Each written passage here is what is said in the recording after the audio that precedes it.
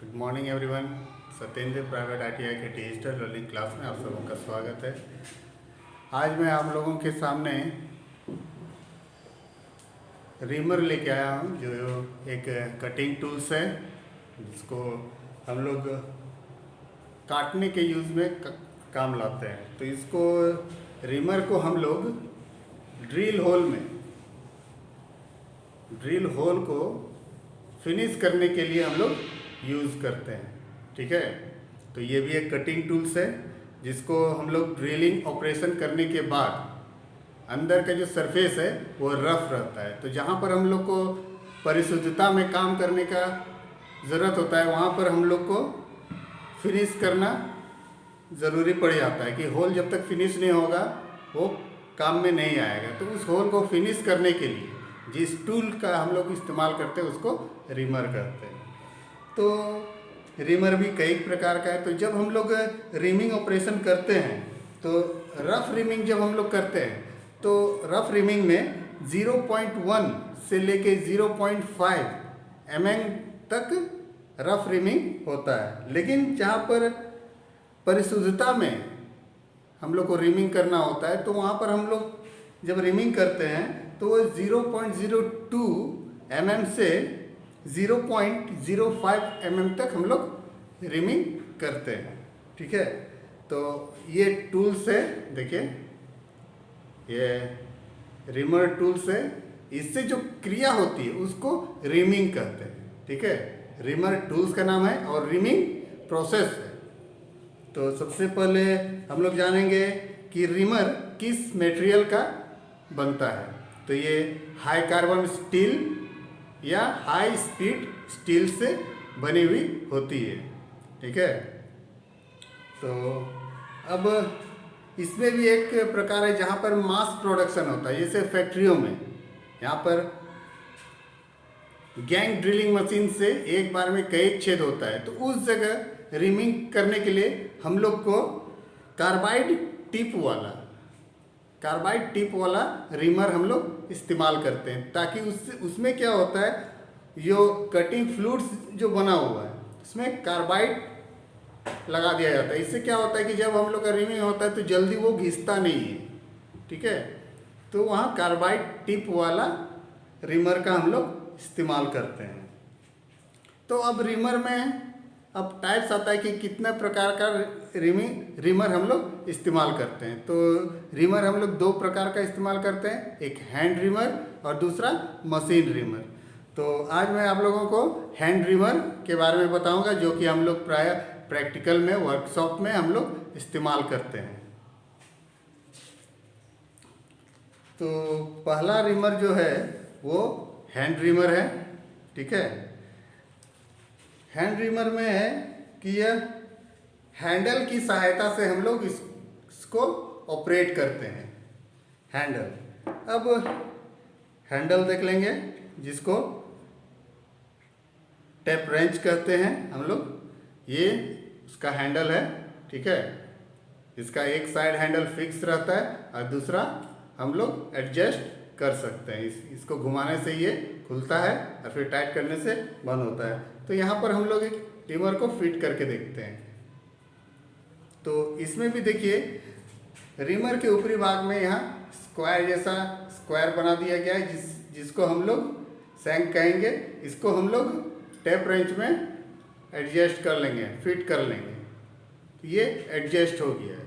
ठीक है, अब इसको जॉब के होल में हम लोग इसको बैठा करके फिट करके इसको हम लोग रीमिंग प्रोसेस करेंगे।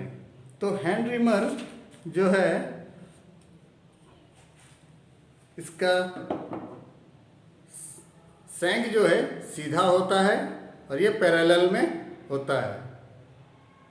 इसमें साइज सबका अलग अलग आता है, साइज के अनुसार ये अलग अलग साइज में हम लोग को मिलता है। ठीक है,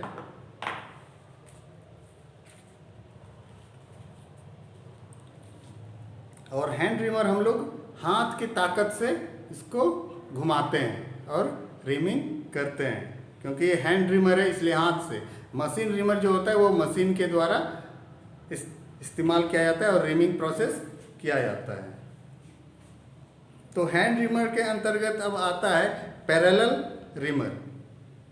इसका जो पैरेलल रिमर में क्या होता है कि इसका बॉडी जो है पैरेलल में रहता है, ऊपर से नीचे तक एक बराबर रहता है, ठीक है। अब इसमें भी इसका जो फ्लूट्स है ये सीधा भी रहता है और घुमावदार भी, जैसे ये ट्विस्ट है, ठीक है, जो मैं आपको दिखा रहा हूँ ये ट्विस्ट किया हुआ है, ठीक है।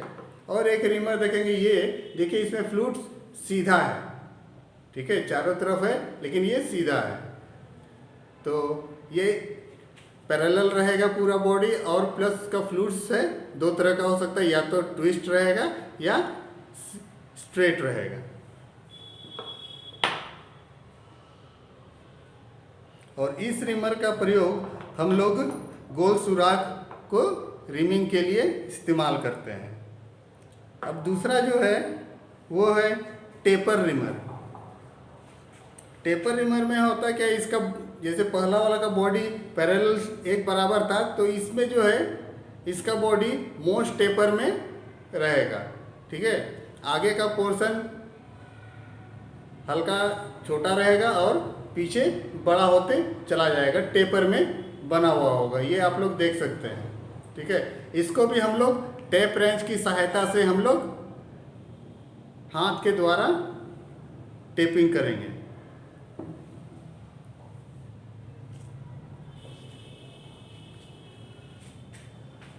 अब तीसरा आता है एडजस्टेबल रिमर।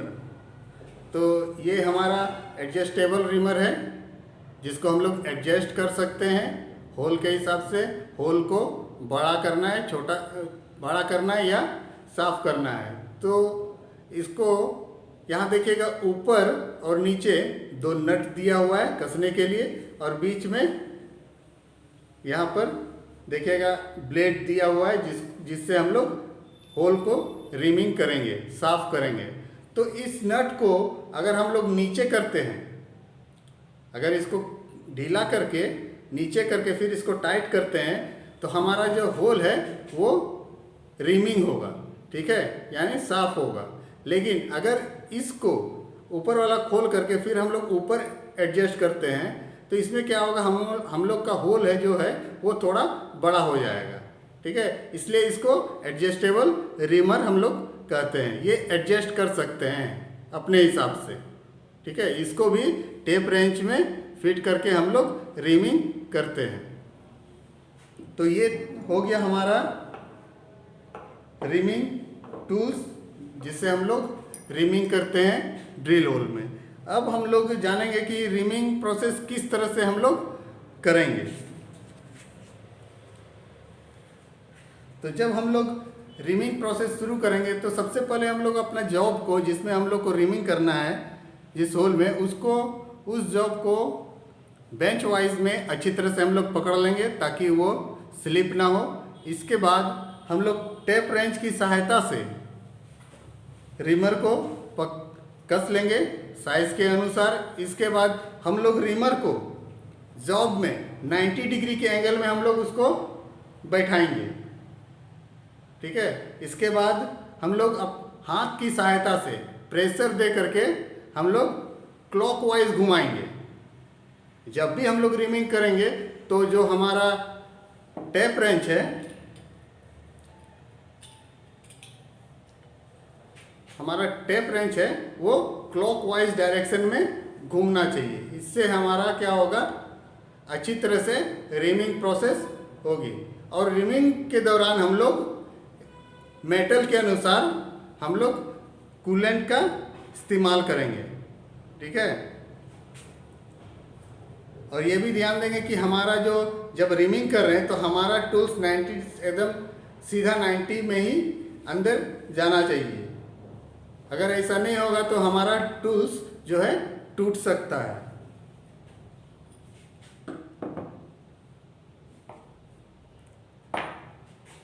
तो इसके बाद जब हमारा ऑपरेशन कंप्लीट हो जाए तो हम टूल्स को अच्छी तरह से साफ कर लें और इसका सही जगह में इसको रख देना चाहिए। तो ये हमारा रिमिंग प्रोसेस है जिसको हम लोग प्रैक्टिकल में करते हैं। तो आज के लिए इतना ही। नेक्स्ट क्लास में फिर नया टूल्स लेके आएंगे, तब तक के लिए धन्यवाद।